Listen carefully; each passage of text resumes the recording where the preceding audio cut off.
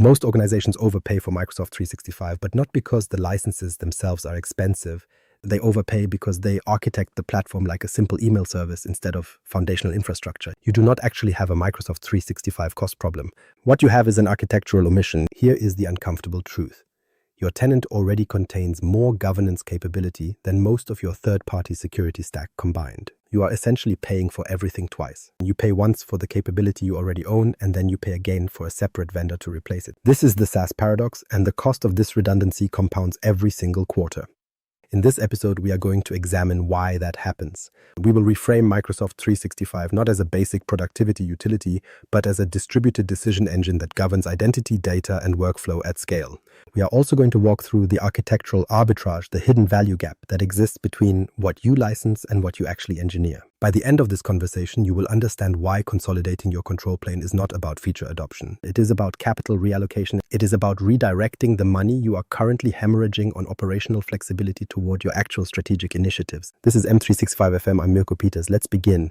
The foundational misunderstanding: identity as a cost center. Most organizations treat Entra ID as a simple login service, and that is the foundational mistake. Entra ID is not a login service. It is a distributed decision engine where every single access decision for your SaaS apps, data, and infrastructure flows through identity. Every policy exception you add to this engine converts a deterministic security model into a probabilistic one, and every probabilistic model inevitably accumulates entropy. You are delegating decisions you never revisited, and now you are paying for the operational debt those decisions created. Think about what is happening in your tenant right now. Somewhere in your environment, a conditional access policy exists with a specific exception that was added for operational flexibility 6 months ago. That exception was for a system that no longer exists, yet the exception remains, the risk remains, and the manual remediation overhead remains. This is architectural erosion. It is systematic, and it compounds over time. By the year 2026, non-human identities will outnumber human identities by 20 to 1 in most organizations. Service accounts, API keys, OAuth tokens, and AI agents are all accumulating entitlements and requiring governance, yet they create standing privileges that violate every principle of least privilege. Most organizations have no governance framework for these identities because they treat them as black boxes that they configure once and then promptly forget. They simply hope these accounts do not get compromised, but this is an invisible workforce that stays invisible only if you allow it to be. Now let's look at the arbitrage angle. Entra P2 often costs significantly less than the third-party identity stack it is meant to replace. Okta licensing usually runs between $8 and $12 per user every month, while Duo MFA costs another $3 to $5, and privileged access management vendors ask for $4 to $8 more. For an organization with 5,000 users, you are looking at over $1 million spent annually on the identity stack alone. Most E5 licensees already have Entra P2 included in their bundle, which means conditional access, risk-based policies, and privileged identity management are already native. These are not third-party add-ons you need to buy. The real question is not whether Entra can replace these tools, but rather why you haven't engineered the consolidation yet. The hidden costs here are integration complexity, vendor lock-in, and reconciliation overhead. Every third-party tool you add to the mix increases the surface area for a design omission, and it increases the time your security team spends trying to correlate signals across different platforms. This increases the likelihood that a policy exception in one tool will create a dangerous gap in another. This is the operational flexibility tax. You pay for it in licensing fees, you pay for it in engineering time, and you pay for it in incident response when the gaps finally align and something gets through. Architectural coherence is not about achieving perfection. It is about eliminating the decision points that create entropy by designing systems where intent is enforced by default instead of by exception. When you consolidate identity into Entra, you gain something much more valuable than simple feature parity. You gain a unified signal and a single source of truth for risk, creating a policy engine that can reason across user risk, sign-in risk, device compliance, and location all at once. Risk-based conditional access reduces MFA fatigue while it improves your security posture, and these policies automate remediation without any need for manual intervention. Entitlement management further enables just-in-time access, which finally gets rid of those dangerous standing privileges. In 2026, the Microsoft Entra Agent ID will arrive to govern the invisible workforce of AI agents. Each agent will receive a unique identity and a human sponsor, allowing conditional access policies to block risky agents and enforce least privilege automatically. This is not a feature discussion, it is a matter of capital reallocation. Every dollar you stop spending on Okta is a dollar you can spend on Copilot adoption, AI governance, or advanced analytics. The arbitrage is real, and the engineering discipline required to capture it is no longer optional. The third-party IAM tax, what you're actually paying for. Let's make this concrete by looking at what you are actually spending on identity right now. Okta licensing usually runs between $8 and $12 per user every month, but that is just the baseline. You still have to add on connectors, custom integrations, and professional services just to make it talk to your on-premises Active Directory. By the time you finish the setup, you are likely closer to $15 per user per month. Duo MFA sits on top of that for another $3 to $5 per user, yet Duo never works alone.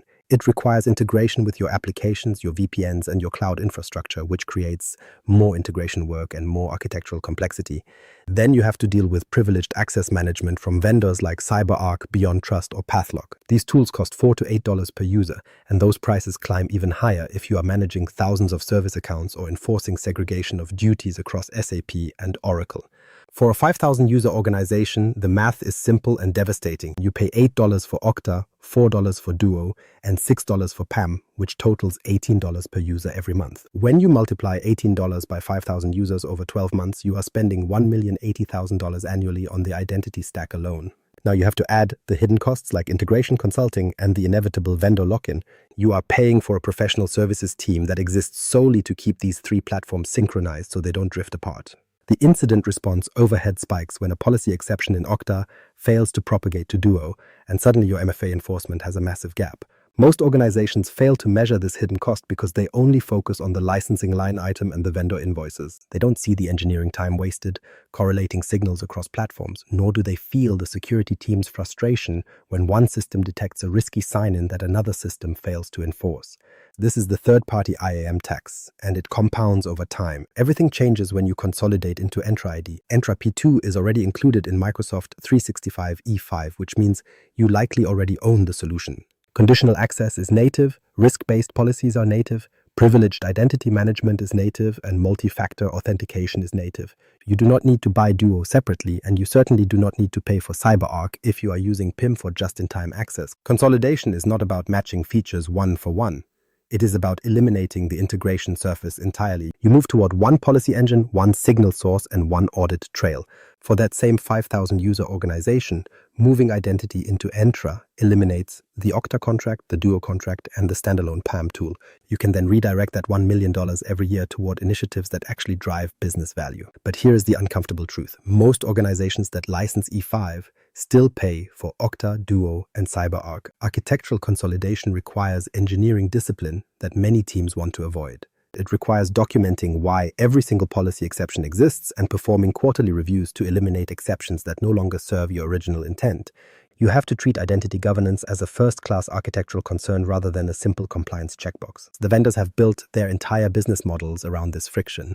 They make it incredibly easy to add a new tool, but nearly impossible to remove one because integration is their moat. If you own Entra P2, that moat dissolves instantly. The question is no longer whether Entra can do what Okta does, but rather why you are paying Okta to do what Entra already provides. The arbitrage gap exists because most organizations never stop to ask that question. They treat identity as a cost center or a necessary evil that should be outsourced to a vendor, so IT can focus on what they call real work. That is the foundational misunderstanding. Identity is not a cost center, it is a capital allocation engine. It governs access to every system that matters, and every policy exception you add increases your operational complexity. Every extra vendor you add increases your reconciliation overhead. The money you save by consolidating identity is not just savings, but rather a reallocation of resources. It is capital you can redirect toward Copilot adoption, AI governance, or the initiatives that actually move the needle for your business. The third-party IAM tax matters because the architectural omission costs you money every single quarter. Entra ID as capital allocation engine. Now we should talk about what Entra ID actually does when you stop treating it as a login service and start treating it as infrastructure. Identity governs everything from SaaS access and MFA licensing to PAM tools and VPN infrastructure. The entire authorization graph of your organization flows through identity decisions. And when you consolidate that decision-making into a single engine, you gain visibility that third-party point solutions cannot match. Risk-based conditional access is the primary mechanism for this control. When a user attempts to sign in, Entra ID protection analyzes hundreds of signals in real time, including leaked credentials, anonymous IP addresses, and impossible travel. The system calculates a risk score of low, medium, or high, and the policy engine makes an immediate decision to allow the sign-in, require MFA, or block access entirely. This is not a static policy, but rather a dynamic and contextual decision-making process. It happens in milliseconds, without human intervention, without a ticket, and without a single call to the help desk. The efficiency gain is operational as much as it is security-focused. User risk and sign-in risk policies automate the remediation process, so when a user completes an MFA challenge, the risk event closes automatically. No admin review is needed, and no manual ticket resolution is required because the system self-heals. Entitlement management enables just-in-time access without the danger of standing privileges. Instead of granting a user permanent access to a sensitive system, you grant time-bound access for 30 minutes or 1 hour only when they request it. The access expires automatically when the time is up, so there is no cleanup required. This is what capital allocation looks like inside an identity engine. You stop paying for standing privileges and manual access reviews, and you stop paying the security team to audit who has access to what. The system becomes the audit trail and the enforcement mechanism simultaneously. Microsoft Entra Agent ID arrives in 2026, and that is where the arbitrage becomes undeniable.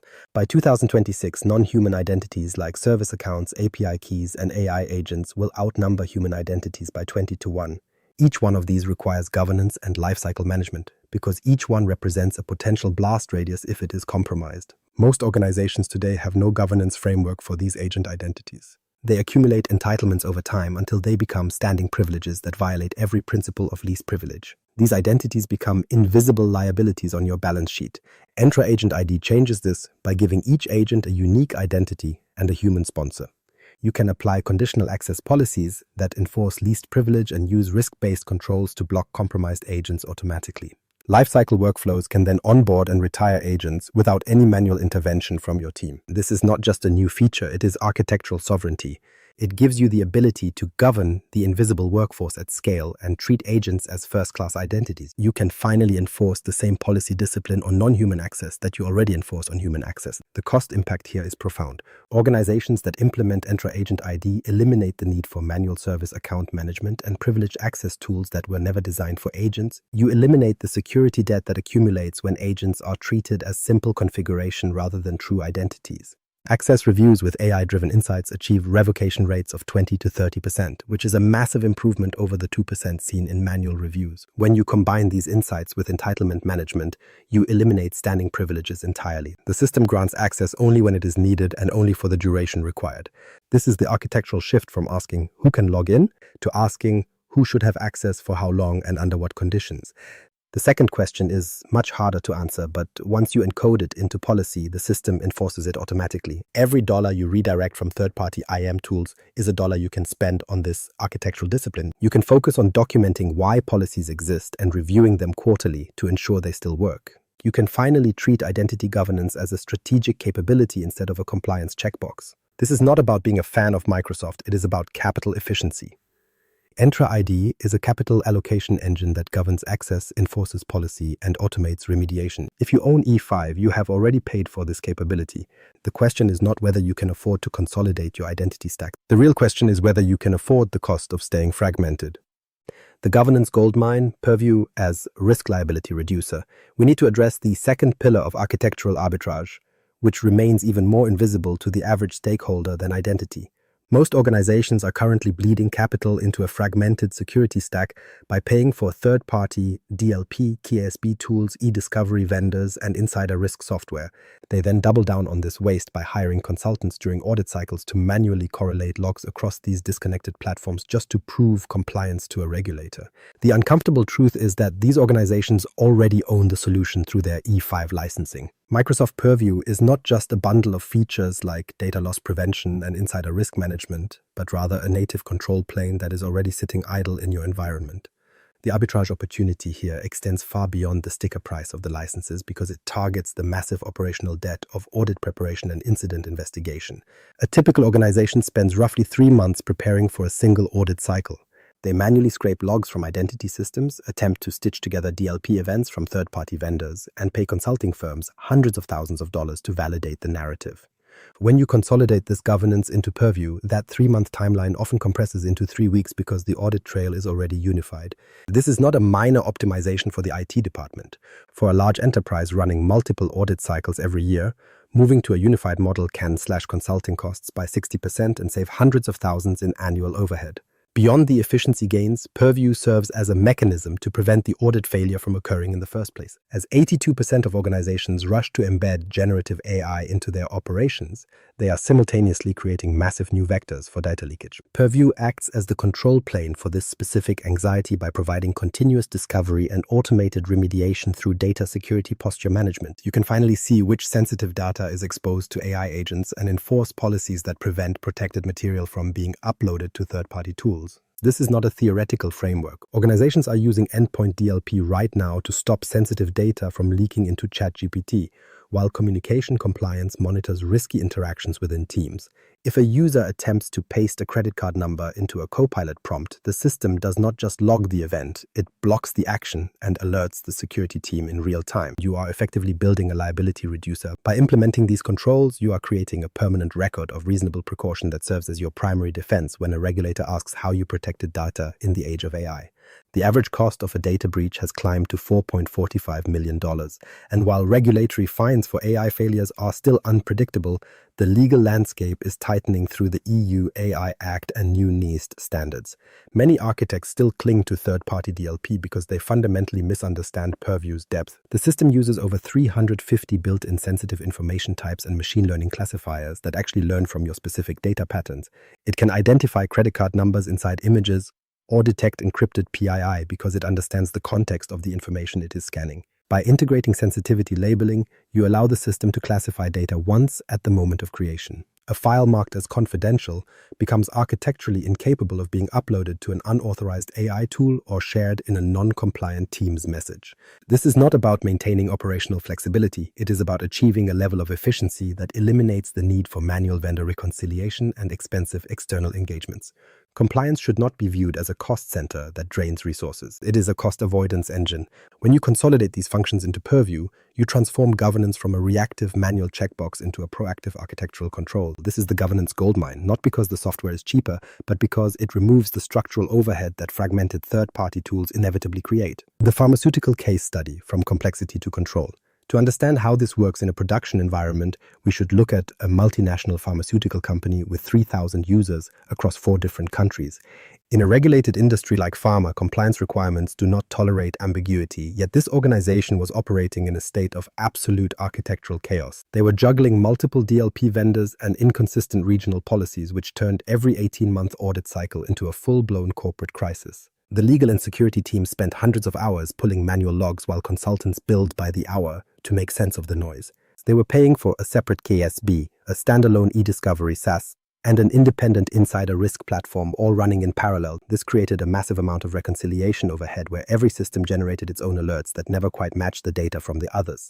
The organization eventually chose to consolidate by implementing Purview and building a 4-level classification system ranging from public to secret. Each of these levels was mapped to specific architectural controls like encryption and no-print restrictions for the most sensitive data. Because these sensitivity labels were enforced automatically, the human element of policy enforcement was largely removed from the equation. The implementation required 6 months of work, primarily because the team had to audit their entire data estate and classify thousands of existing documents. They onboarded both macOS and Windows endpoints to ensure real-time monitoring and deployed policies that prevented sensitive files from being moved to USB drives or captured in screenshots.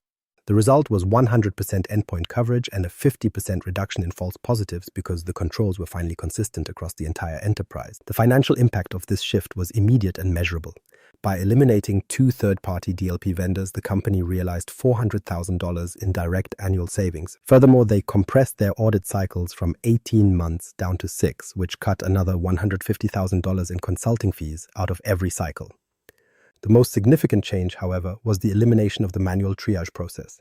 Before consolidation, every single alert required a human to decide if a violation was real or if the user was authorized to perform the action. After the migration, the system simply blocks a secret file from being uploaded to unauthorized cloud storage, meaning the security team can focus on high-level investigation instead of basic ticket sorting. This pharmaceutical company also gained a level of auditability that was previously impossible. When a regulator asks for proof of patient data protection, the team now presents a unified audit trail and dashboards that show automated enforcement in real time. They have the logs to prove that sensitive data was protected, whether it was at rest, in motion, or actively being used by an employee. This is the reality of architectural consolidation. It is not a simple feature comparison or a negotiation over licensing tiers, but a fundamental shift in how an organization handles governance. You're moving from reactive compliance to proactive control and replacing fragmented vendors with a unified architecture that actually scales. The company now treats Purview as core infrastructure rather than just another security tool. It serves as the control plane for their data, the audit trail for their regulators, and the primary mechanism for enforcing corporate policy. They did not actually build a new capability. They simply stopped paying twice for the same outcomes and started engineering their environment with intent. This pattern is repeatable for any organization facing the tax of inconsistent policies and manual compliance overhead. The pharmaceutical case study proves that unified governance is not just a luxury for the highly regulated, but a capital efficiency imperative. You identify the third-party vendor tax, consolidate into the native capability you already own, and redirect those savings into initiatives that actually move the needle for the business. The Power Platform pivot from building apps to engineering control planes. We now move to the third pillar of architectural arbitrage, which is the specific area where most organizations completely fail to see the value.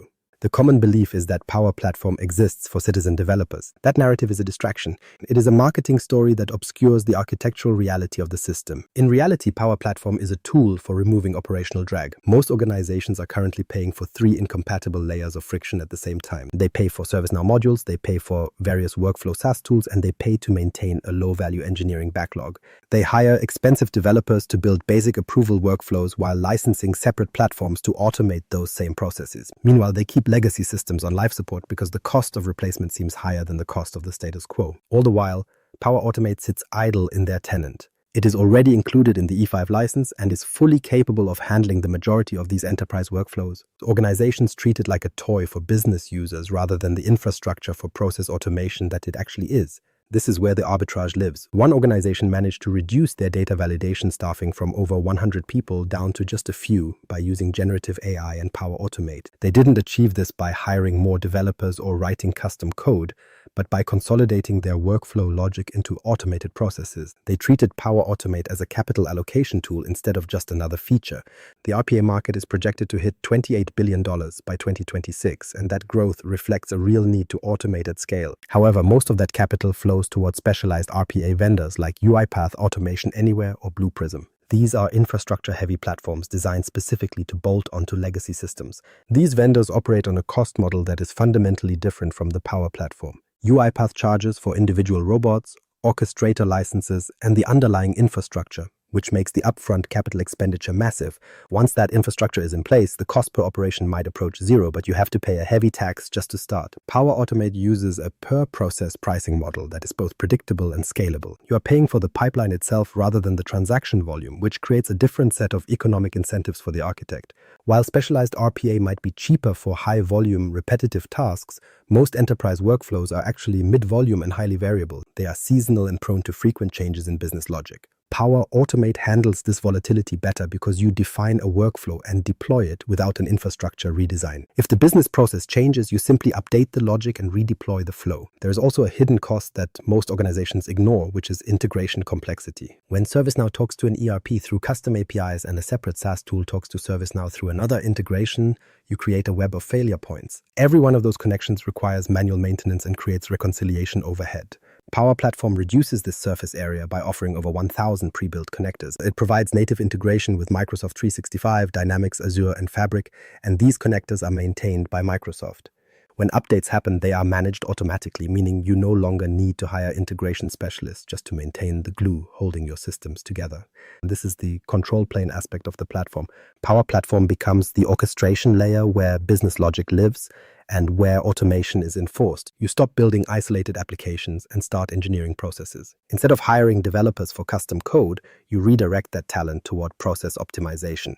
The model shifts from capital expenditure to operational efficiency. You stop paying for the existence of infrastructure and start paying for actual outcomes like faster approvals and reduced cycle times.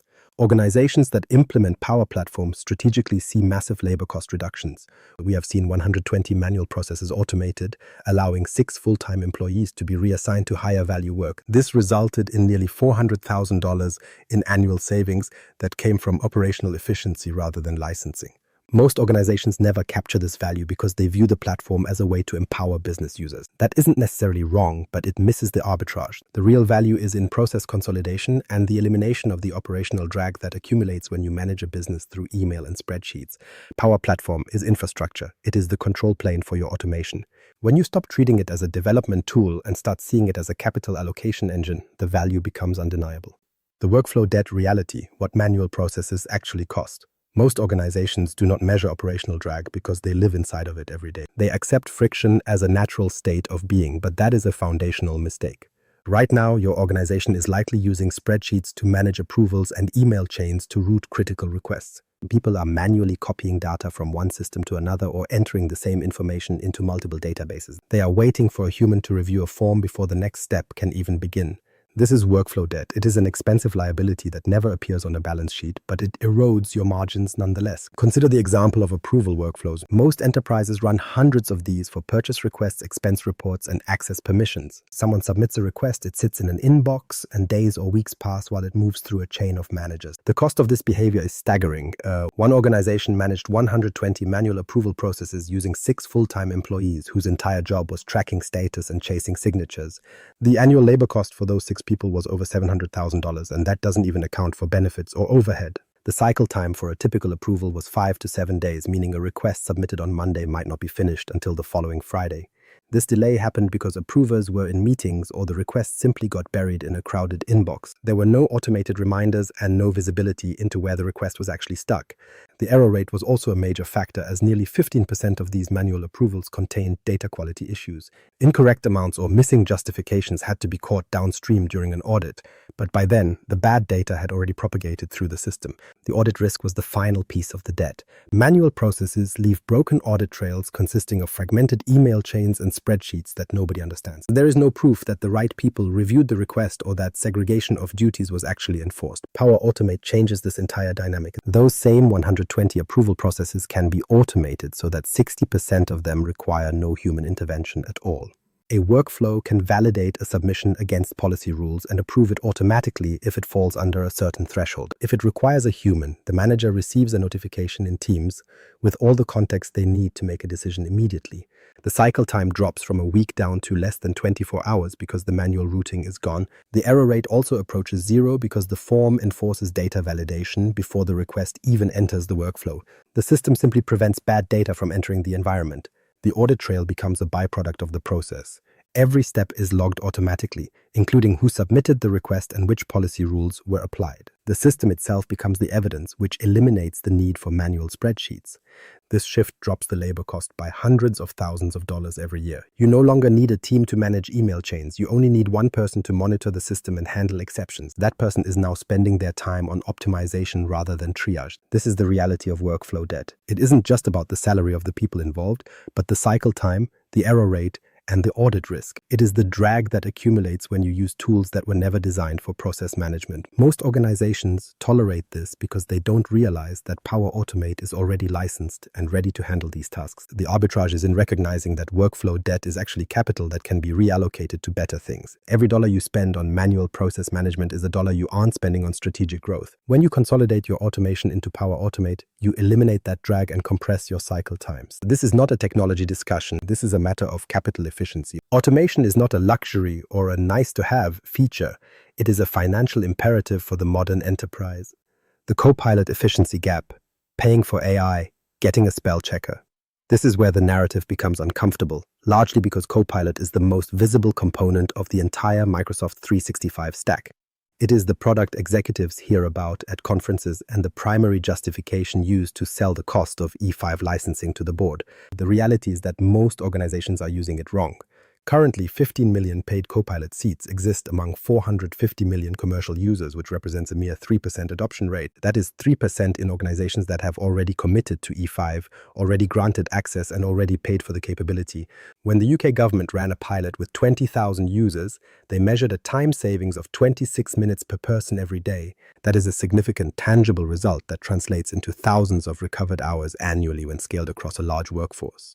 However, most organizations see less than 5 minutes of savings per user, and some see no benefit at all. This happens because they treat Copilot as a glorified search bar or a basic spell checker that occasionally helps draft an email. That is not what Copilot is. That is simply a feature you are failing to utilize. The gap exists because architectural readiness is not the same thing as feature capability, and Copilot inevitably amplifies your existing problems.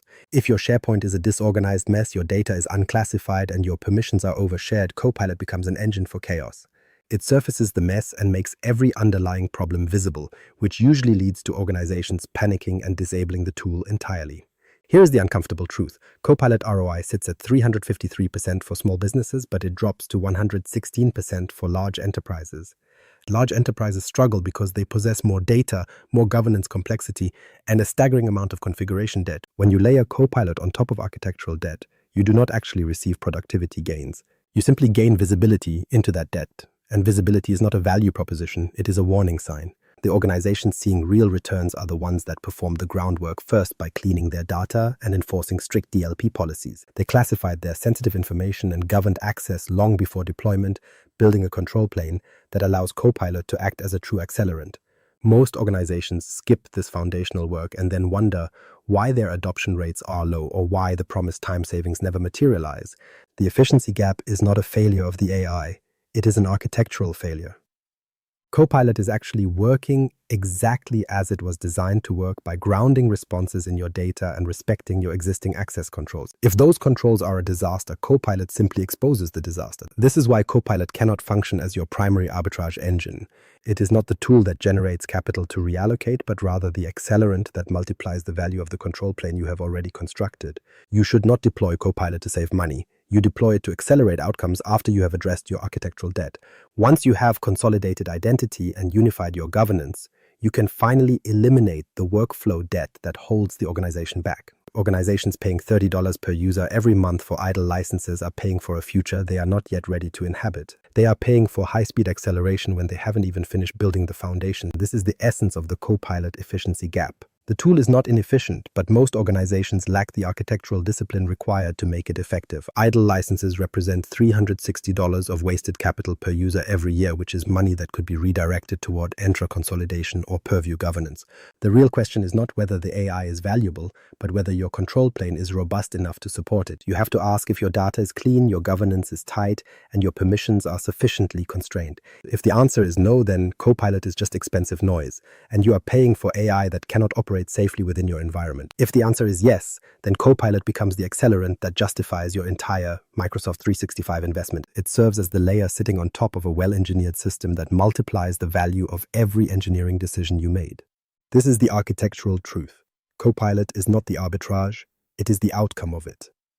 You must build the control plane first, then deploy the AI, and only then will you watch the efficiency multiply. The ROI reality check. Why most Copilot deployments underperform. Let me be direct about what the data is actually telling us. Most organizations report a Copilot ROI that sits somewhere between breaking even and 1.5 times their initial investment. That is a far cry from the 353% benchmark often cited in marketing case studies.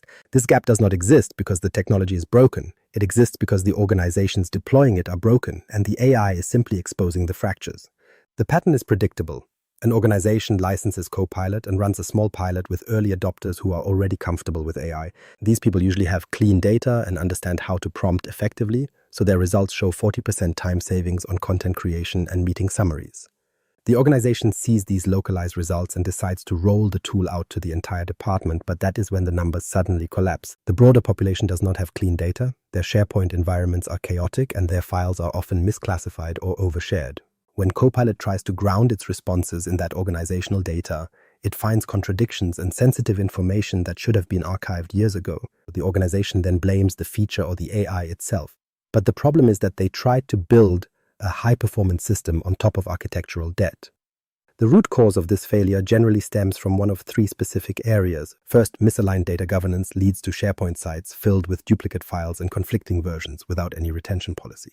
Because Copilot searches across all of it, it returns contradictory information that causes users to lose trust in the system. Second, over-permissioned access allows users to see files they should never have been able to reach. Copilot respects those existing permissions and includes that sensitive data in its responses, which usually causes the organization to panic and shut the whole thing down. Third, inconsistent DLP policies create a fragmented experience where some teams have strong protections while others have none at all. Copilot enforces whatever policies are currently in place, but that inconsistency makes the tool feel broken to the end user. These are not problems with Copilot. They are fundamental control plane problems that exist in almost every organization. They only become visible once you add an AI layer on top of the mess. The organizations that actually see a return on their investment are the ones that treated data governance as a prerequisite. They classified their information and enforced consistent policies across the board, ensuring their control plane was ready to support an AI workload. When they finally deploy Copilot, it works exactly as intended by grounding responses in clean data and operating within well-defined boundaries. The way we measure success also compounds the problem, as most organizations track adoption by simply counting logins or looking at feature usage. These are just activity metrics that tell you absolutely nothing about actual business outcomes or value. Organizations seeing real ROI track outcome metrics instead, such as the reduction in cycle time for specific processes or the speed of onboarding new hires. High-impact roles like content creators and data analysts see the biggest gains because their work is inherently friendly to AI acceleration. For these specific roles, saving 40% of their time is a realistic goal, but most organizations fail to allocate their licenses strategically. They deploy the tool broadly and expect everyone to benefit equally, even though most people lack the clean data or the specific workflows to make it work. This is the reality check. Copilot is not a productivity silver bullet. It is an accelerant for organizations that have already done the hard work of consolidating identity and unifying their governance. If you have performed that foundational work and enforced your policies, Copilot delivers massive value. If you have not, the tool becomes expensive noise that amplifies your existing problems instead of solving them. The uncomfortable truth is that most organizations are currently paying for Copilot while seeing minimal returns because they refuse to examine their own architecture. The path forward is not to buy more licenses or force more adoption. It is to build the control plane first. Only then can you deploy Copilot as the accelerant that finally multiplies the value of your engineering. The identity governance maturity model from chaos to capital allocation. Now let's talk about how to actually get there, because understanding the arbitrage is one thing, but engineering it is another. Most organizations exist somewhere on a spectrum of identity governance maturity, and that spectrum directly correlates to how much capital they are hemorrhaging on operational complexity. Level 1 is chaos. It is not a strategy. In this environment, you have no conditional access policies, legacy authentication remains enabled, and MFA enforcement is non-existent. Users sign in from anywhere using any authentication method they choose, which means the organization has no visibility into who has access to what. There is no enforcement of policy and no automation of remediation. This is the baseline, and it is more common than you would think. Level 2 is the baseline. The fundamentals are enforced, but they are hollow. MFA is required and basic conditional access policies are in place, often using device compliance checks via Intune to verify health. While the organization has checked the boxes, the policies are broad and lack the nuance required for modern threats. They do not adapt to risk or automate remediation, serving instead as static rules applied uniformly across all users regardless of context. Level 3 is risk-aware. The system begins to think for itself. Sign-in risk and user risk policies are active, and automated remediation is finally in place alongside privileged identity management for sensitive roles.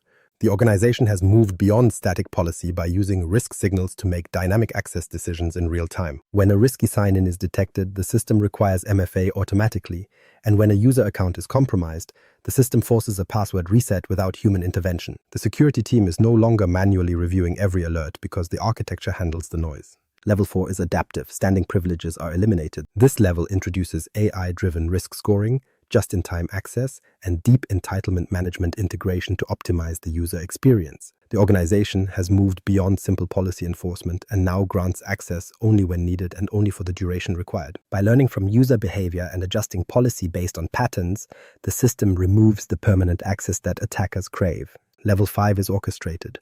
The invisible workforce is governed. This stage focuses on non-human identity governance, agentic AI controls, and continuous access evaluation to extend control beyond human users. Service accounts have unique identities, AI agents are governed like employees, and conditional access policies can block risky agents instantly. The organization has achieved architectural sovereignty, controlling the invisible workforce at scale. That distinction matters because each maturity level directly correlates to third-party tool spend. Level 1 organizations are paying for everything, including Okta, Duo, PAM vendors, and CASB tools because they need external software to fill their internal governance gaps. By level 3, organizations have usually eliminated Okta and Duo by consolidating identity into Entra, which reduces third-party spend by $600,000 to $1 million annually. When you reach level 5, you have eliminated PAM vendors and consolidated all non-human identity governance into Entra Agent ID. This allows you to redirect $2 million or more every year towards strategic initiatives. The implementation timeline matters. Moving from level 1 to level 3 takes 6 to 9 months because you need to inventory your applications and test your policies. You have to migrate legacy authentication and train your security team on risk-based policy design, which is a slow but necessary process. Moving from level 3 to level 5 takes longer, usually 12 to 24 months, because you are not just changing policy. You are changing how the organization thinks about identity by treating non-human identities as first-class citizens. You are enforcing the same policy discipline on agents that you once reserved for humans. But here is the uncomfortable truth. The capital reallocation happens incrementally. As you move up the maturity model, you eliminate vendors one at a time and redirect those licensing costs toward the next phase of consolidation. By the time you reach level 5, you have redirected millions of dollars annually. This is not a big bang transformation, but rather architectural discipline applied incrementally over time. Each level builds on the previous one and requires documentation, quarterly policy reviews, and the elimination of exceptions that no longer serve your intent. The measurement is straightforward. You track the number of conditional access policies, the percentage of sign-ins evaluated by risk, and the revocation rate in access reviews. You also track the number of third-party vendors you have eliminated and the annual licensing cost you have successfully redirected. Most organizations never measure this, so they do not track the correlation between maturity level and operational cost. They do not understand that moving from chaos to risk-aware governance eliminates hundreds of thousands of dollars in annual spend. This is the identity governance maturity model. It is not about features, but about architectural coherence and eliminating the decision points that create entropy. It is about designing systems where policy is enforced by default, not by exception. The journey is long, but the capital reallocation is undeniable, and it compounds every single quarter. The Purview Implementation Roadmap, from discovery to enforcement. Now let's talk about how to actually implement Purview, because understanding that it is a governance goldmine is one thing, but engineering the consolidation is another. Most organizations approach Purview like they approach every other compliance tool by deploying it and turning on a few policies. That is not implementation, it is configuration theater. Real Purview implementation follows a disciplined roadmap with a predictable timeline and measurable outcomes. Phase 1 is discovery. You cannot govern what you cannot see. You need to understand what data you have, where it lives, and how sensitive it actually is. This is not a quick scan, but a full data classification effort where you map your SharePoint, OneDrive, Teams, and email environments. You are identifying sensitive information types like patient data, financial records, and trade secrets. Purview does this automatically by using over 350 built-in sensitive information types and trainable classifiers that learn from your data. It identifies patterns you did not know existed, and this phase typically takes 4 to 8 weeks for a large organization. If you have a complex data estate, it will likely take longer. Phase 2 is labeling. Intent is codified into metadata. You take the discoveries from phase 1 and create sensitivity labels like public, internal, confidential, and secret. You define what controls apply to each label, such as encryption, audit trails, or no print restrictions, and then you enforce automatic labeling on new content. This is where most organizations struggle because labeling requires governance discipline and a clear definition of what confidential actually means. You need to ensure that the definition is consistent across departments and train users on when to apply each label. This phase usually takes 6 to 12 weeks to complete. Phase 3 is AI-aware policies. The system protects the model. You take the sensitivity labels you created and build DLP policies that protect labeled data in AI contexts. This prevents sensitive data uploads to third-party AI tools and restricts Copilot from processing prompts that contain protected information. By integrating with communication compliance, you can also detect risky interactions in teams. This is where the arbitrage becomes visible because you are protecting sensitive data in AI systems without buying a third-party tool. You are enforcing policy automatically and creating audit trails without manual review, a process that takes 4 to 6 weeks. Phase 4 is enforcement. The audit ends and the blocking begins. You move from audit mode to blocking mode, meaning the system no longer just logs violations, it prevents them. When users attempt to upload a file marked confidential to ChatGPT, the system blocks it, logs the attempt, and alerts the security team. The policy is enforced automatically, and no human review is required. This phase is where organizations often hesitate because enforcement creates friction and users complain that policies are too restrictive. This is where architectural discipline matters, and you have to hold the line by documenting why each policy exists. You must review exceptions quarterly and eliminate the ones that no longer serve your intent. Phase 5 is optimization. Entropy is managed, not ignored. You monitor policy matches, track false positives, and refine your sensitive information types based on real-world usage. You integrate with Sentinel for automated remediation and build dashboards that show policy effectiveness and the reduction in third-party vendor spend. This phase is ongoing and requires continuous improvement rather than a one-time effort. Every quarter, you review your policies, eliminate exceptions, and refine your classifiers to optimize your controls. The entire implementation timeline is 3 to 6 months for a typical organization, though it may be longer if you have a complex data estate. But the timeline is manageable and the outcomes are predictable. By the end of Phase 5, you have eliminated third-party DLP vendors and unified your governance into Purview. You have created audit trails automatically and redirected $400,000 to $600,000 annually towards strategic initiatives. You have also transformed compliance from a reactive checkbox into a proactive control plane. Your security team spends less time reviewing alerts and more time investigating anomalies, which causes your audit cycles to compress. Your consulting costs drop and your regulatory confidence increases. This is the Purview implementation roadmap. It is not a feature deployment, but an architectural consolidation and a capital reallocation strategy. It is a journey from complexity to control. The COE as Value Realization Office, scaling without scaling headcount. We need to discuss the specific mechanism that makes this entire model scalable, because consolidating your identity and unifying governance are not one-time projects you can just finish and forget. These are ongoing architectural disciplines that require a permanent organizational structure to survive the natural tendency of systems to decay. Most organizations treat a center of excellence as a form of corporate overhead or a boring governance committee where standards are written down only to be ignored by everyone actually doing the work. That is not a COE. That is architectural theater. A functional center of excellence acts as a value realization office, serving as the engine that transforms technical consolidation into a genuine organizational capability. It is the only way you can realistically scale your operations without also scaling your headcount. In a real-world scenario, a functional COE sets policy by defining architectural intent rather than just creating bureaucratic hurdles for people to jump over.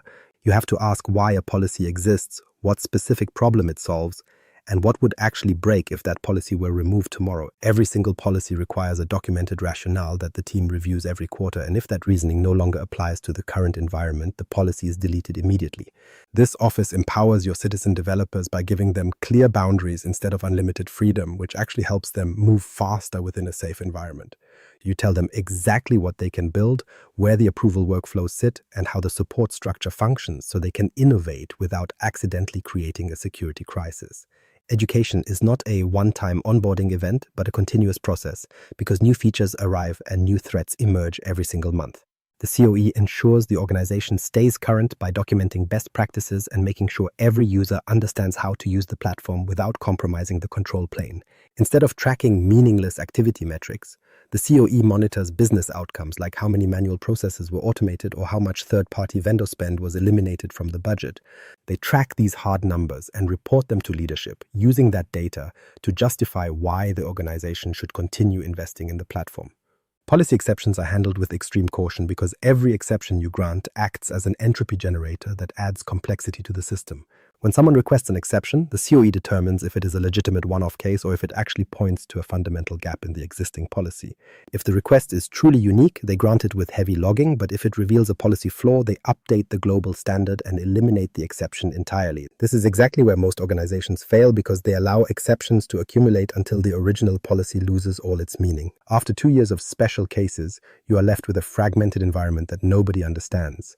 And the COE's primary job is to prevent that architectural erosion. The COE operates across 4 distinct pillars: policy, people, process, and platform.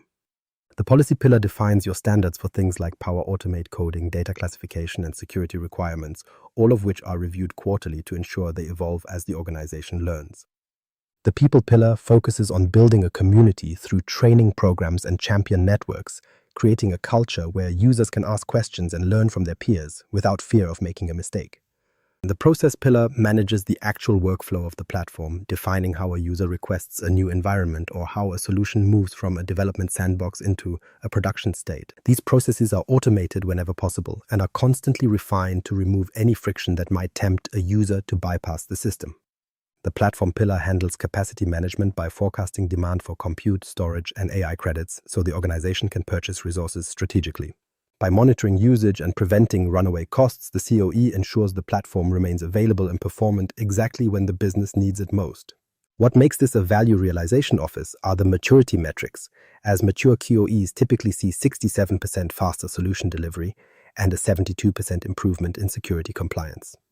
These are not soft, feel-good benefits. They are measurable outcomes that prove the architectural model is working. The COE also acts as the official voice of the organization when dealing with Microsoft, evaluating every new feature to decide if it is safe for immediate adoption or if the company should wait. This prevents the total chaos that occurs when every department starts turning on new features independently without understanding the downstream consequences. This is how you scale without adding more people to the payroll. You empower distributed teams to build and automate within a set of clear, governed boundaries that prevent the system from falling into disorder. The COE is not a cost center, but rather the mechanism that transforms architectural consolidation into a sustainable long-term capability for the enterprise. It allows you to stop paying for operational complexity and start engineering true operational efficiency. This is the final piece of the arbitrage puzzle, representing not just the technology itself, but the organizational structure required to keep it standing. The shadow, it paradox, ungoverned innovation as capital leak. This is the part of the conversation where things get uncomfortable because everything we have discussed so far assumes your organization has the discipline to follow its own rules. It assumes that policies are actually enforced and that your governance model is taken seriously by the people building solutions. The reality is that most organizations do not operate with that level of discipline. Most companies are currently dealing with shadow IT, which includes ungoverned power platform solutions and unsanctioned cloud apps built by citizen developers in unmonitored sandboxes. Management often treats this as a sign of innovation or agility, but they are misinterpreting the situation entirely. It is not innovation, it is a massive capital leak. The pattern is always the same. A business unit needs an app, but IT tells them the backlog is 6 months long, so they find a local power user to build it in secret. That user builds a solution in a personal environment and deploys it to a few colleagues, and before long you have a mission-critical production application that IT doesn't even know exists. This application has no security controls, no audit trail, and no governance, yet the business is now completely dependent on it. Industry estimates suggest that 20 to 30% of enterprise SaaS spend is actually ungoverned shadow IT, which translates to hundreds of thousands or even millions of dollars being spent on invisible solutions. While the financial waste is significant, the security implications are far more dangerous for the long-term health of the organization. The OWASP Citizen Development Top 10 lists the most common vulnerabilities found in these low-code solutions, including excessive permissions and unencrypted credentials stored in plain text. You often see network exposure through public connections and a total lack of authentication or audit logging, creating a massive surface area for potential attackers. These are not theoretical risks, as they happen every day in ungoverned environments because business users are not security experts and do not understand the weight of their technical decisions. They don't realize that a public connection means anyone on the internet can walk through the front door and access their sensitive data. I have seen an organization build a power app to manage customer data that was completely public, meaning anyone who found the URL could see names, addresses, and phone numbers. The citizen developer simply didn't realize that applications require an explicit authentication layer, and that single oversight created a massive compliance breach. This is the shadow IT paradox, where organizations celebrate the speed of their citizen developers while completely ignoring the massive security debt that is accumulating behind the scenes. They mistake chaos for agility and ignore the fact that ungoverned innovation is just a disaster waiting to happen. The cost of fixing these mistakes after the fact is substantial because once you discover an ungoverned app, you have to audit every single thing it does. You have to figure out what data it touches, who is using it, and then spend the time and money to secure it properly or shut it down entirely. And this process is expensive and time-consuming, and it only happens because the organization failed to govern the innovation process from the very beginning. The solution is not to stop people from innovating, but to channel that energy into a system with clear, safe boundaries. You need to provide a framework where users know exactly where they can build, how to do it safely, and who will support them when they run into trouble. This is why the COE is so critical, as it allows you to create zoned governance with high control environments for enterprise apps and flexible green zones for experimentation. You allow the innovation to happen, but you monitor it constantly to ensure that any solution moving into a production state meets your security standards. Organizations that move to this zoned governance model see faster delivery and fewer security incidents because their innovation is being channeled rather than constrained.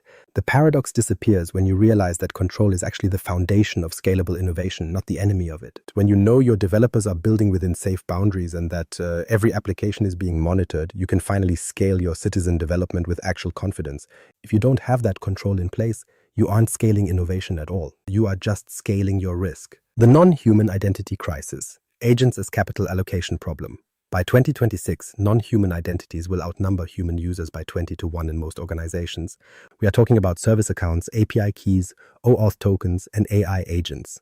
These entities are not people, yet they function as identities that access your systems, modify sensitive data, and trigger critical workflows. They operate with high-level permissions, but most organizations currently have no governance framework to manage them. This is the non-human identity crisis, and it is about to become your most significant capital allocation problem. The process usually starts simply enough when you deploy an AI agent that needs to reach into your ERP system. It needs to read customer data, update order statuses, and send out notifications. So you create a service account and assign it the necessary permissions. The agent runs, the integration works, and everyone is happy with the automation. Then you deploy a second agent that requires similar access, and you create another service account with its own set of permissions. Now you have 2 agents, 2 service accounts, and 2 distinct sets of permissions to track. Over time, these service accounts accumulate until you have dozens, hundreds, or even thousands of them living in your environment. Each one holds permissions to access systems and modify data, yet nobody is tracking their life cycle or reviewing whether those permissions are still necessary. Because nobody is auditing what these accounts are actually doing, they sit there as silent, privileged actors. This is where the crisis truly emerges, as service accounts tend to accumulate entitlements over time until they become permanent standing privileges. An agent originally created just to handle expense approvals might end up with access to payroll data because someone granted it broad permissions that were never reviewed. The service account was never decommissioned, so the access simply stayed active. If that service account is ever compromised, the blast radius is enormous for the organization. An attacker gains immediate access to everything that agent can touch, allowing them to exfiltrate information or trigger damaging workflows at scale. Most organizations currently have zero visibility into their service account landscape and cannot say how many exist or what permissions they hold. They don't know which agents are still active and which ones should have been retired months ago. This is operational chaos disguised as automation. Microsoft Entra Agent ID addresses this failure by giving each agent a unique identity, a human sponsor, and specific conditional access policies. The agent finally operates within clear boundaries, meaning if it tries to touch a resource it shouldn't, conditional access blocks the attempt. If an agent is compromised, you can revoke its access immediately and audit every single action it took. But here's the critical part. This system requires actual governance discipline to work. You cannot simply deploy agents and hand out permissions. You have to treat them as formal identities. This means reviewing their permissions quarterly, eliminating standing privileges, and enforcing just-in-time access, so each agent has only what it needs for the duration it needs it. This is a capital allocation problem because ungoverned agents create massive security debt and compliance risk. Every agent that lacks proper governance is a potential attack vector, and every service account with standing privileges is a liability on your balance sheet.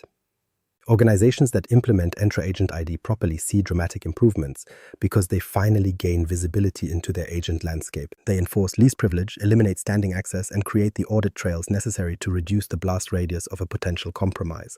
But most organizations will choose not to do this, continuing instead to deploy agents without any governance at all. They will keep accumulating service accounts and operating in a state of constant unmanaged chaos. The invisible workforce is only invisible if you allow it to be. The moment you treat agents as identities and enforce strict governance, you transform those agents from dangerous liabilities into productive capital. This is the non-human identity crisis, and it represents the next frontier of architectural arbitrage. Organizations that govern their agents will gain a massive competitive advantage, while those that don't will drown in security debt and compliance violations.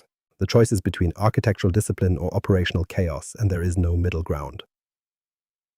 The architectural erosion cycle. Why policies drift and exceptions accumulate.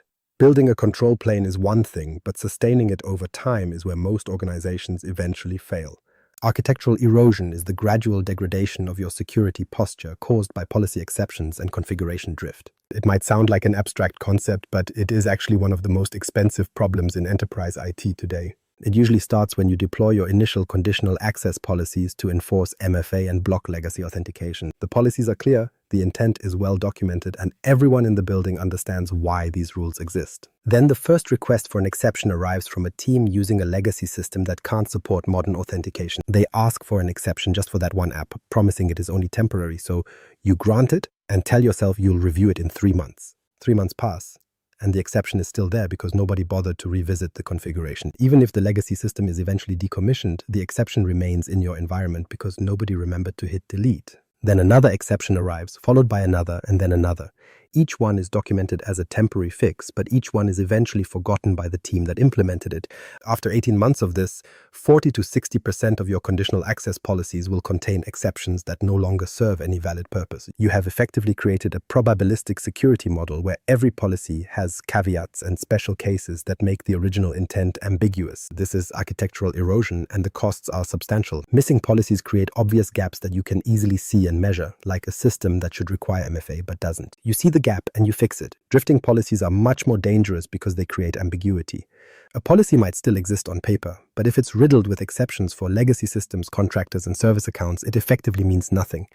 The original intent of the architect has been lost under a mountain of accumulated exceptions. Every exception you grant converts a deterministic security model into a probabilistic one where you are delegating decisions you never revisited. Allowing these edge cases to accumulate creates a massive cognitive load for the security team, who must now remember why every single exception exists.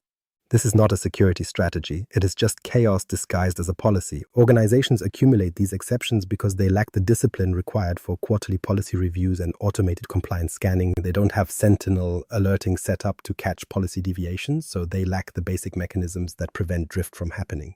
The cost of this erosion shows up as security incidents that exploit those forgotten exceptions or compliance violations that occur because policies drifted too far. You end up with massive manual remediation overhead as the security team struggles to understand what their own policies actually mean. One organization I worked with found that legacy authentication was still enabled for systems that had been turned off 3 years prior. The exception was granted, the system was retired, but the hole in the fence was never patched. The policy had drifted so far from its original intent that nobody even remembered the exception existed. The prevention mechanism for this is straightforward. You must perform quarterly policy reviews where every single exception is justified. If the justification no longer applies, you eliminate the exception ruthlessly, and if the justification is still sound, you document it with a new review date. Automated compliance scanning is the only way to identify these deviations in real time. You define what the policy should be, and the system continuously scans for any version of the configuration that doesn't match that gold standard. If legacy authentication is detected or an old exception is found, an alert fires immediately so the security team can investigate. Sentinel alerting on policy deviations provides the visibility you need to maintain control. If someone tries to modify a conditional access policy or creates a new rule that conflicts with your intent, the system should notify you instantly. This is how you actually prevent architectural erosion. You don't do it by hoping people remember to clean up after themselves, but by building technical mechanisms that enforce your intent. Entropy is not a feature of a complex system. It is a design failure. When policies drift and intent becomes ambiguous, you have failed to engineer the necessary architectural discipline. The organizations that successfully prevent erosion are the ones that treat policy review as a mandatory quarterly ritual. They automate their scanning, they alert on every deviation, and they eliminate unnecessary exceptions without hesitation. These organizations are the ones that maintain deterministic security models where policies actually mean what they say. Their intent is clear and their exceptions are both rare and justified. This is the architectural discipline that transforms a control plane from a simple feature into a powerful capital allocation engine. The audit compression engine, turning compliance into competitive advantage. We need to shift the narrative away from simple cost reduction. Because while eliminating vendors and redirecting capital is important, there is another dimension to this arbitrage that most organizations completely miss. Compliance is not a cost center, but rather a cost avoidance engine that allows you to transform a regulatory burden into a genuine competitive advantage by compressing the audit cycle. The traditional audit model is a study in architectural friction, where your organization undergoes a SOC 2 HIPAA or GDPR review, and the audit firm sends over a massive questionnaire. They request evidence, logs, and documentation, which forces your team to scramble for 3 months while they compile spreadsheets and export logs from a dozen disconnected systems. This manual process of correlating data across platforms to build evidence packages is slow, painful, and prone to human error. Consulting costs for these exercises are substantial, often reaching $300,000 or more, because you are paying for external expertise to interpret logs and build evidence chains that your internal systems cannot produce on their own. The opportunity cost is even higher since your security team is busy doing clerical audit work instead of defending the perimeter, and your operations team is gathering evidence instead of optimizing the environment. This dynamic shifts entirely when you have unified Entra, Purview, and Sentinel into a single architectural fabric. Entra ID logs every identity event and permission change automatically, while Purview tracks every data access and DLP match, and Sentinel ingests all of it to create a unified, immutable audit trail. When the auditors arrive, the scramble never happens because you simply present a dashboard that shows exactly who accessed what, when they did it, and what specific policy enforced that access. The audit cycle compresses from 3 months to 3 weeks, and because the auditors can see what they need immediately, your consulting costs usually drop by 60%. A compressed audit cycle is not just faster, it is fundamentally more accurate because the evidence is automatically generated rather than manually compiled. There are no transcription errors or missing logs to explain away, which means your audit trail is consistent, defensible, and leaves no gaps in the chain of custody. Organizations that implement these unified trails report that audit findings drop significantly because the evidence is comprehensive and remediation happens in real time. You no longer wait for an annual audit to discover your compliance posture, but instead you manage risk daily by identifying and fixing gaps before an external reviewer ever sees them. This is where compliance becomes a competitive advantage that leaves your peers behind.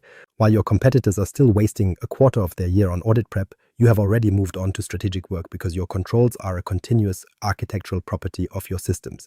The audit compression engine is not just about saving time or reducing the fees you pay to consultants. It is about transforming compliance from a reactive manual burden into a proactive capability that allows you to move faster than the regulatory curve. Organizations that treat compliance as a strategic advantage rather than a yearly checkbox are the ones that actually manage risk effectively. This is the final dimension of architectural arbitrage, where you move beyond cost reduction and into superior competitive positioning. By eliminating the overhead of manual audits, you gain the continuous visibility required to lead your industry. The capital reallocation framework, from cost-cutting to value creation. We have to discuss the actual mechanism that transforms these concepts from theory into practice, because understanding arbitrage is useless if you cannot engineer the capital reallocation. Most organizations fail here because they see the opportunity to stop paying twice for the same capabilities, but they lack a framework to actually redirect that money toward innovation. Architectural monetization is not about cutting costs to pad a budget, but rather about taking the money you are currently wasting on operational complexity and moving it toward growth. You are essentially mining your own technical debt to fund your future competitive advantage. The framework starts by identifying overlapping tools and mapping every third-party SaaS that touches identity, governance, or data protection. You need to write them down: Okta, Duo, separate PAM vendors, and third-party DLP tools, because most organizations find 8 to 12 of these overlapping with the M365 stack they already pay for. Next, you must measure the true spend, which includes the vendor invoice, the internal labor required to manage the integration, and the consulting costs for ongoing support. Most organizations are shocked to find that the true cost of a best-of-breed tool is often 3 times the actual licensing fee once you factor in the operational overhead. Calculating the replacement cost is the third step, and it is usually much lower than people assume because you are not buying new software. You are simply engineering the consolidation of tools you already own, which means the cost is primarily the internal effort of migration and testing. The fourth step is identifying the delta, which is the difference between your current bloated spend and the streamlined replacement cost. For a 5,000 user organization, this delta is typically between $500,000 and $2 million annually, representing a massive capital reallocation opportunity. You must then establish a reinvestment strategy, because if you simply cut costs and pocket the savings, the money will disappear into the general fund. The organizations that succeed treat this freed capital as a strategic investment fund for Copilot adoption, AI governance, or advanced architectural improvements. Implementation requires a realistic timeline, usually 12 to 18 months, because you cannot eliminate a core identity provider like Okta on a Monday and expect the lights to stay on. You migrate in waves and build confidence as you go, ensuring that each step of the consolidation proves the value of the new, simplified architecture. Finally, you must establish governance by creating a FinOps function to track vendor consolidation and ensure the freed capital is actually being reinvested. Without someone owning the tool rationalization process, the savings will be absorbed back into stagnant operational budgets rather than driving strategic value. The measurement of success is straightforward. You track the number of vendors eliminated, the integration complexity removed, and the business outcomes driven by the reinvested capital. Most organizations never close this loop, so they save money but never actually measure whether that money moved the business forward. Successful organizations treat capital reallocation as a disciplined practice that funds their transformation and accelerates their growth. They understand that every dollar spent on a redundant security tool is a dollar taken away from AI innovation or market expansion. This is the capital reallocation framework in action, where efficiency is not the goal, but rather the fuel for deliberate redeployment toward the work that actually matters. When you consolidate identity, governance, and automation, you are not just cleaning up your environment, you are generating the capital required to win. The question is not whether the capital exists, but what you choose to do with it once it is freed. The organizations that reinvest are the ones that transform and win, while those who merely cut costs remain stagnant. The architectural truth: why intent must be enforced by design. We have finally arrived at the foundational principle that holds everything else together. Whether we are talking about consolidating identity, unifying governance, or reallocating capital, every single one of those goals rests on one architectural truth. Intent must be enforced by design. It cannot be enforced by hope, and it certainly cannot be enforced by policy documents that your staff reads once before filing them away forever. When you allow exceptions to accumulate over time, you're not managing a system. You are watching it erode. Your intent has to be baked into the logic of the system itself. Most organizations approach Microsoft 365 architecture reactively, adding tools and clicking buttons only after a specific problem forces their hand. A security incident occurs, so they throw together a conditional access policy to stop the bleeding. A compliance violation pops up, so they quickly draft a new DLP rule. A workflow breaks, and someone patches it with a Power Automate flow. Over time, the environment becomes a messy patchwork of reactive decisions where every fix addresses a symptom but nothing aligns with the original architectural intent. This is designed by accident, and it is incredibly expensive to maintain. Intent-driven architecture functions differently because you start by asking what the system is actually for. You have to define the core intent before you touch a single setting. Are you trying to ensure only authorized users touch sensitive data, or are you trying to stop data leakage to external systems? Are you automating a process to save time, or are you trying to compress your audit cycles? Once you actually articulate that intent, you enforce it through deterministic design. You don't write a policy that says block legacy authentication except for these 3 old servers. You eliminate legacy authentication entirely. You don't create a DLP policy that asks for a business justification when someone uploads data to an AI tool. You simply prevent the upload. No exceptions, no overrides, and no room for human error. This sounds restrictive, and to some it might even sound extreme, but the reality is exactly the opposite. When your intent is clear and your enforcement is absolute, the system finally becomes predictable for the people using it. Users understand where the boundaries are and why they exist, so they work within the system instead of looking for workarounds. They stop asking for exceptions because the system no longer has a mechanism to grant them. The upfront cost of intent-driven architecture is higher because it forces you to do the work correctly the first time. You are required to understand your data before you classify it and map your workflows before you automate them. You have to actually know your compliance requirements before you try to enforce them, because you cannot patch your way into a compliant state. In the long run, however, your costs will drop dramatically. You won't spend your afternoons managing exceptions or investigating why a user deviated from a vague policy. You won't be cleaning up incidents caused by ambiguous rules, and you won't be drowning in technical debt. The distinction is simple. Reactive architecture assumes everything is allowed by default and tries to block what looks dangerous. Intent-driven architecture blocks everything by default and only allows what you have explicitly authorized. The first approach demands constant vigilance and a team that is always playing catch-up with the latest threats. You are forever reacting to the world around you. The second approach requires discipline at the start to document and enforce your intent. But once it is live, the system essentially runs itself. New threats lose their teeth because the system only permits the specific actions you've already vetted. This is why your conditional access policies should be absolute. If a legitimate system still needs legacy authentication to function, you haven't found a special case. You've found an architectural failure. You need to remediate that system rather than weakening your security posture with a policy exception. The same logic applies to your data. If someone needs to move sensitive information to an external AI tool, they shouldn't be able to bypass a warning. They should go through a formal approval process where the exception is temporary, logged, and reviewed every quarter. The default state of the system must remain block. Your Power Platform governance should follow this same path by restricting data connectors based on classification. You don't allow everything and hope to audit the mess later. You restrict access from the start, and if someone needs a new connector, they request it through a documented process. Intent-driven architecture isn't about achieving some impossible state of perfection. It is about coherence. It is about building a system where the default behavior actually matches what you intended to happen.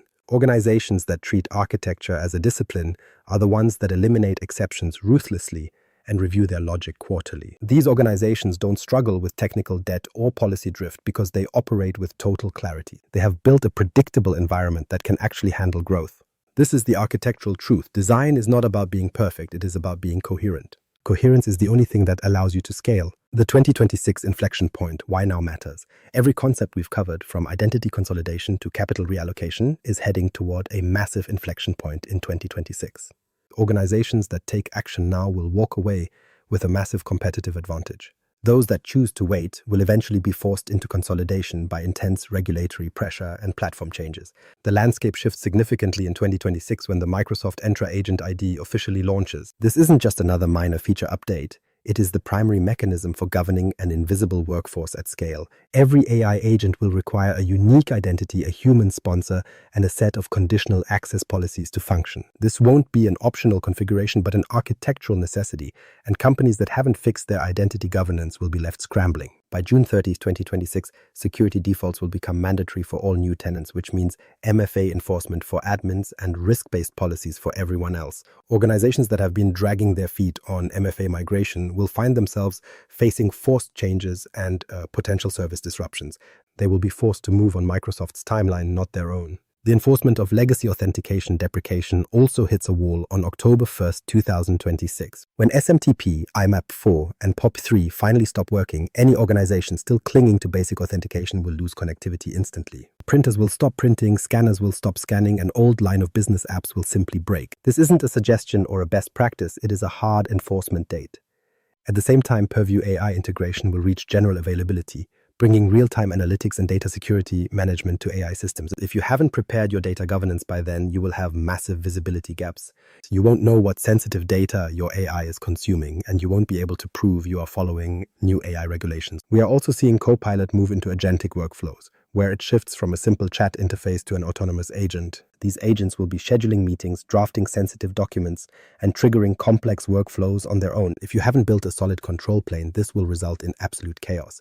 Agents will operate with excessive permissions and access data they should never see, leaving massive holes in your audit trails. Even the Power Platform is tightening up with new wave releases that introduce virtual network support and automatic environment deletion.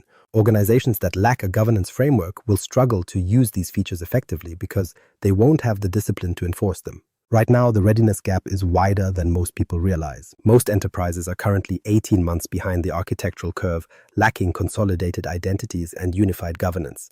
They are completely unprepared for the 2026 inflection point, which creates a massive strategic window for you. If you consolidate your identity stack now, you will be ready for Entra Agent ID the moment it arrives. If you unify your governance today, you will be prepared for Purview's AI integration and the rise of agentic copilots. Building your control plane now means you can safely scale the invisible workforce while your competitors are still trying to figure out their MFA settings. The organizations that move today will be the ones that have eliminated redundant third-party vendors and redirected that capital into strategic growth.